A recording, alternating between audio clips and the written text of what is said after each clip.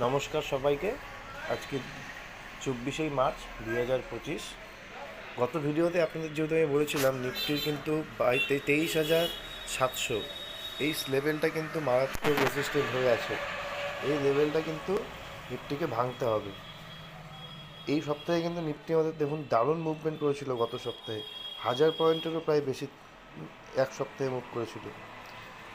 দেখাচ্ছি, দেখেন 22,344 থেকে একবারে 23,349, মানে 1000 পয়েন্ট দিয়েছিল নিফটি।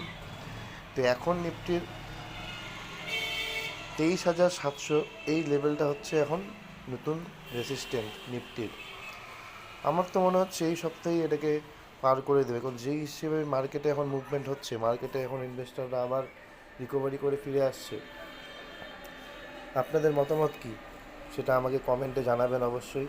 ব্যাঙ্ক নিফটিরও দেখেন, ব্যাঙ্ক নিফটি আজকে 2% আপ চলে গেছে।